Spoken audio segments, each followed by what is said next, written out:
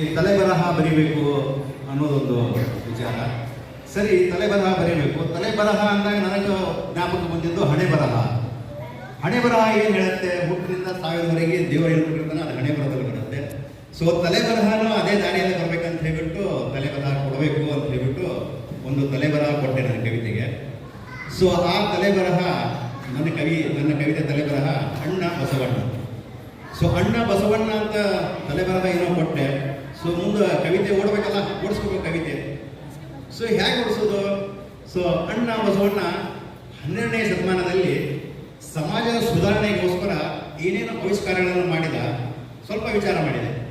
So 12ನೇ ಶತಮಾನದಲ್ಲಿ ಸಮಾಜದಲ್ಲಿ ಅಸಮಾನತೆಯನ್ನು ಹೊಡೆದೋಡಿಸಲಿಕ್ಕೆ ಅಂತರ್ಜಾತಿ ವಿವಾಹವನ್ನು ತಂದ, ಬಲಹೀನರು ನಿರ್ಗತಿಕರಿಗೆ ಊಟಕ್ಕೋಸ್ಕರ ಅಂತ ಹೇಳ್ಬಿಟ್ಟು ದಾಸೋಹ ಇದನ್ನು ತಂದ, ಪದ್ಧತಿಯನ್ನು ತಂದ.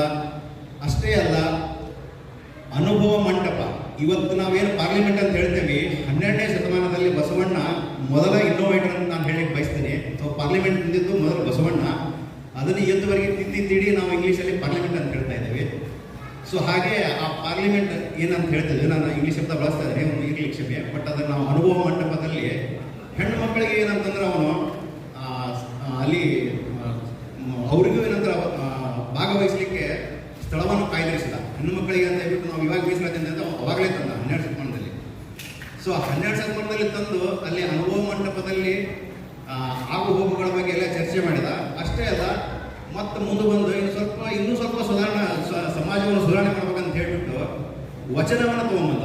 ವಚನದ ಮುಖಾಂತರ ಸಮಾಜವನ್ನು ಹೇಗೆ ತಿದ್ದಬಹುದು ಅನ್ನೋದಂತ ತಿಳಿಸಿ ಸಾಕಷ್ಟು ವಚನಗಳ ಮುಖಾಂತರ ಸಮಾಜವನ್ನು ತಿದ್ದಲಿಕ್ಕೆ ಪ್ರಯತ್ನ ಮಾಡಿದ. ವಚನ ಸಾಹಿತ್ಯವನ್ನು ತಂದುಕೊಟ್ಟ. ಸೊ ಇವೆಲ್ಲವನ್ನು ಆಧರಿಸಿ ಯಾಕೆ ಒಂದು ಕವಿತೆ ಬರೀಬಾರ್ದು ಅಂತ ಹೇಳ್ಬಿಟ್ಟು ನಾನು ಕವಿತೆ ಸ್ಟಾರ್ಟ್ ಮಾಡಿದ್ದೆ. ಸೊ ನನ್ನ ಕವಿತೆ ಈಗ ನಾನು ಓದ್ತಾ ಇದ್ದೇನೆ. ಓ ಓ ಓ ಸರ್ವ ಧರ್ಮಗಳ ಸರಿ ಜೋಡಿಸಿದ ಈ ನಮ್ಮ ಬಸವ, ಕಾಯಕದಿಂದಲೇ ಕಾರ್ಯಸಿದ್ಧಿ ಎಂದು ತಿಳಿಸಿದಾತ. ಸರ್ವ ಧರ್ಮಗಳ ಸರಿ ಜೋಡಿಸಿದ ಈ ನಮ್ಮ ಬಸವ, ಕಾಯಕದಿಂದಲೇ ಕಾರ್ಯಸಿದ್ಧಿ ಎಂದು ತಿಳಿಸಿದಾತ. ದಾಸೋಹವೆಂಬ ಸಂಜೀವಿನಿಯನ್ನು ಧರೆಗೆ ತಂದ ಧೀರ, ಮೇಲು ಕೀಳೆಂಬ ಕೀಲನ್ನು ಕಿತ್ತು ಎಲ್ಲ ಸಮಾನವೆಂದ.